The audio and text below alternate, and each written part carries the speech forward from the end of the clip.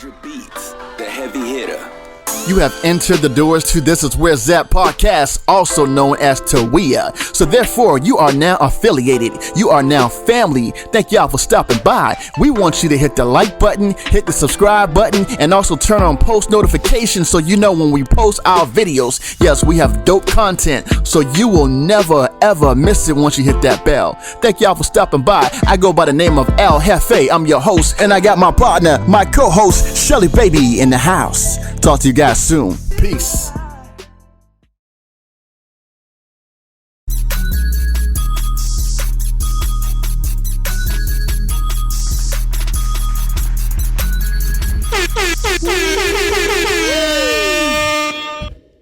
How's everybody doing out there today? It's Monday. Had a beautiful weekend. It was Saturday, sunny, cold. Sunday, sunny, cold. But overall, it was a beautiful weekend. Guess what? We have a author on our podcast today. But let's go ahead and introduce the members of the show. And I go by El Jefe. And I got my co-host. She goes by the name of Shelly Baby. There you go, there you go, there you go. And then our author that we have, her author name she goes by is Lewisa DeBlake. But her name is Patricia Buck, family member, sister of mine. And guess what? She has a book out. And we're going to let her talk about that in a minute. But until then, we are going to let you guys know that you need to push the subscribe button, push the like button, and push the post notification so that way you know when we're posting new videos every day. So, without further ado, we are going to jump on into this book. God revealed her husband was leaving, not mine.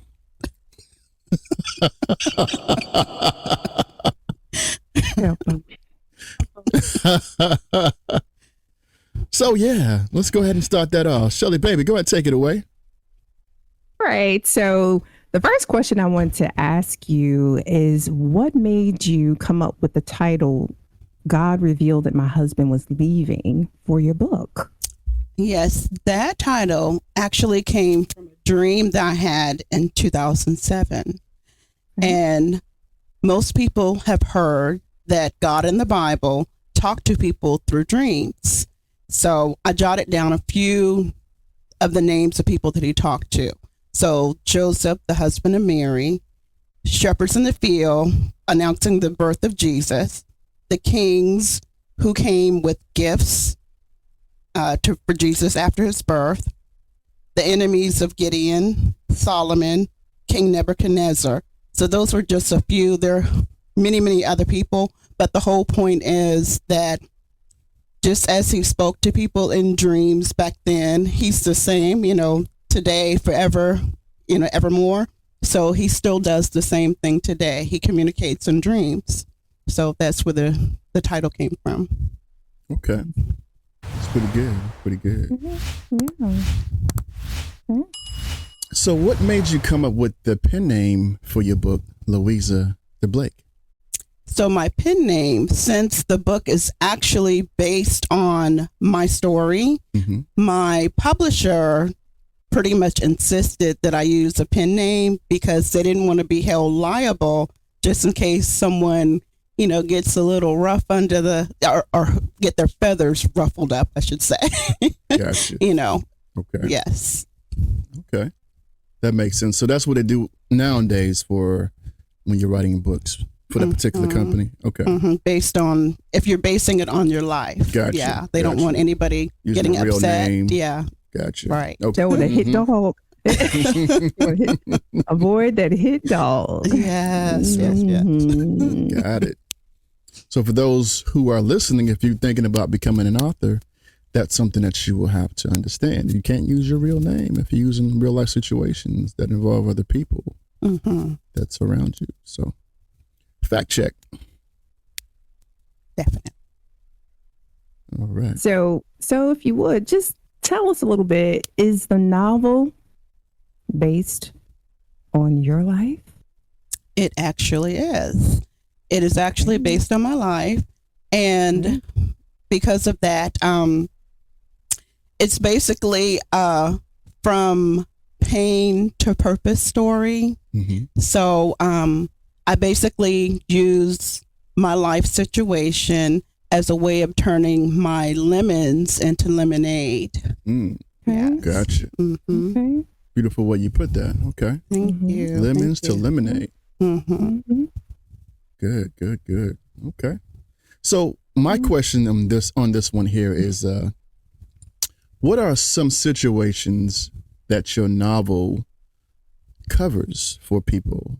Let's just say people that's really, that's going through something. What kind of situation does it cover that would, reflect other people out there? Okay, so it covers relationship issues. It covers discerning the voice of God. It offers hope and encouragement for anybody that's going through difficult situations. Okay. Mm-hmm. Okay, that's good. That's a good one. Okay. All right. So I'm going to skip here. I'm just going to go with this particular question here. So, your book, it talks about red flags, right? So, in your main character's relationship, can you provide us with some insight of what those red flags are? How to. Yeah. So, so my main character, Lewisa, when she started dating her future husband, she was thrilled to have him in her life. Mm-hmm. And he was shy and he seemed very honest. So during their relationship, there were many red flags that came about that she just overlooked. Okay. And I'll give you an example. So one day after they had a yard sale, he ended up with 2 female telephone numbers who purchased products from him. So I didn't know that at the time, but that ended up being a red flag. So, yes. And the book, when you read it, it goes into more details. Yes. Okay. Gotcha. Okay.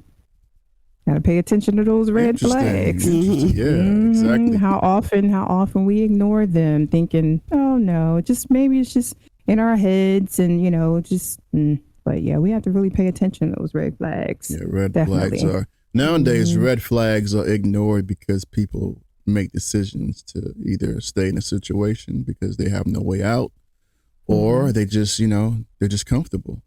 Right. So sometimes those red flags are ways to wake you up and say, hey, you know what? I need to take action. I need to do something. Because if you don't do it, then you're going to end up suffering. That's true. Yeah. So definitely. And sometimes you think the situation is going to change and you later find out it doesn't. Exactly. So, that is true. It gets worse. Now, you have an interesting, strong character in your book. All right. So tell us about her. Tell us about this character. Yes. Here. So Desi, she is the matriarch of her family, and she is a pint-sized, very feisty, opinionated person who reminds me of Medea, but except without a gun. You never know. She might have one. Okay. Or someone else she knows that has one. Okay.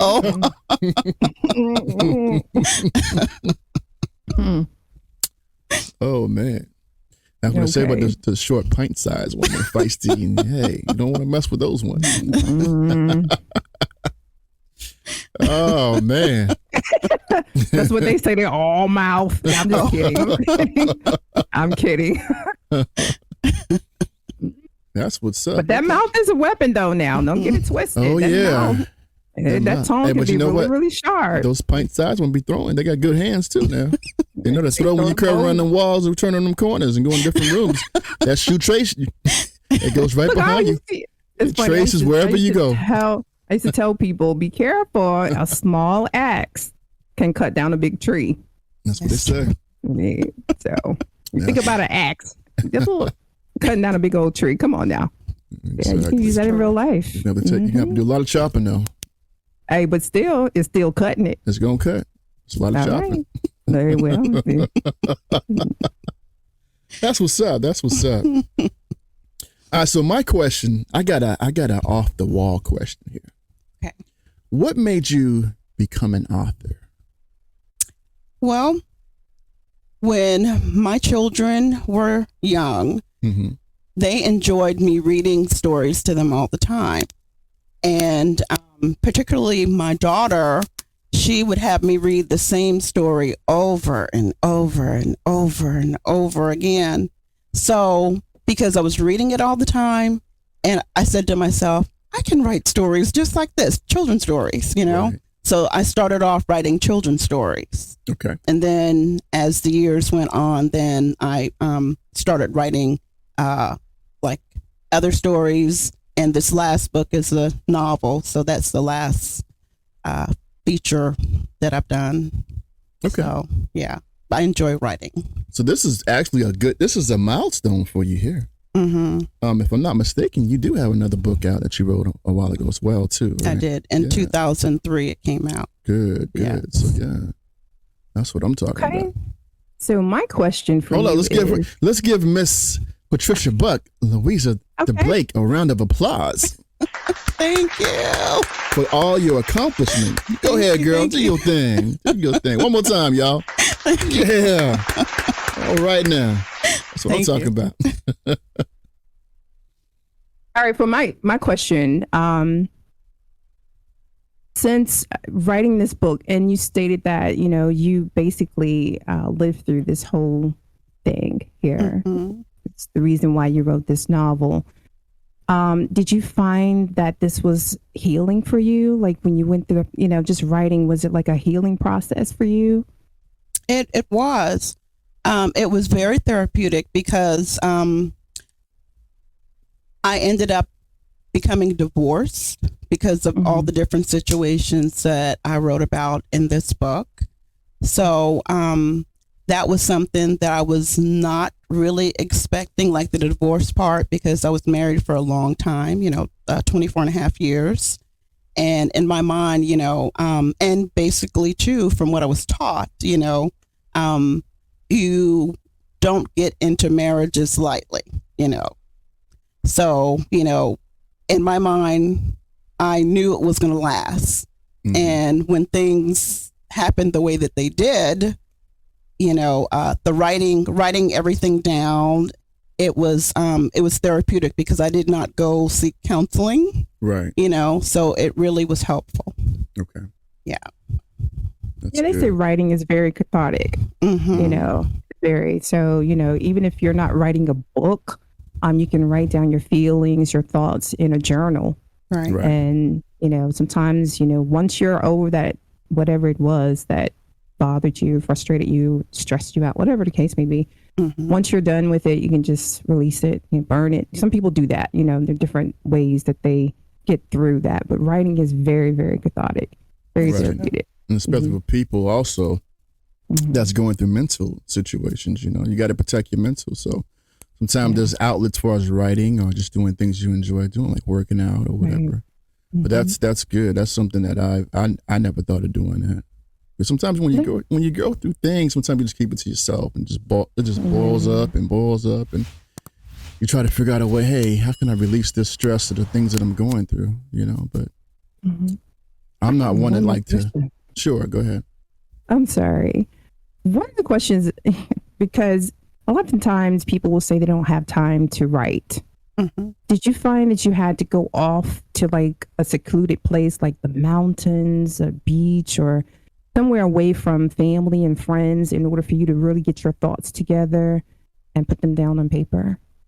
No, I didn't have to go off. I'm able to, like, whatever atmosphere that I'm in, if I'm writing, I can tune out the noise. So that's basically what I did, just tune out noise. Okay. I did. See, that means you're mentally strong. That's what people do it. Yeah, it does. If you can tune it out, yeah. All right. Okay. Yeah. That's good to know. Yeah, I've heard that is good to know. That also mean that they're good at ignoring people. Oh. Right. Uh-oh. I'm good at that, though. I'm good at ignoring people when I want to. Okay. Look, he taught me well. I sure did. Oh, you're going to ignore me? I'm going to ignore you back. I'm just kidding. I'm kidding. But yeah, that's good to know. Yeah. Well, that's good to know. Okay. So one more question. Can we expect another book after this one? I actually have a children's story that's in the process of being published. Okay. So hopefully in the next year, that should be coming out. It is called The Burgundy Tiger. All right. So, yeah. Okay. That sounds like it's going to be a good one. Yes. And hopefully we'll have you back on for that one as well. All right. Yes. Yeah. Sign me up. We will. We'll have her back. Oh, yeah. Definitely. So, is there anything you want to leave as far as your words, or you want to tell everybody out there, anything you want to say before we sign off? I just want to say that anytime you go through heartaches, disappointment, betrayal, just whatever life may throw at you, just know that better days are ahead, and put your trust in God. If you can't, rely on how you're feeling at that moment, turn to Him. He will bring you through.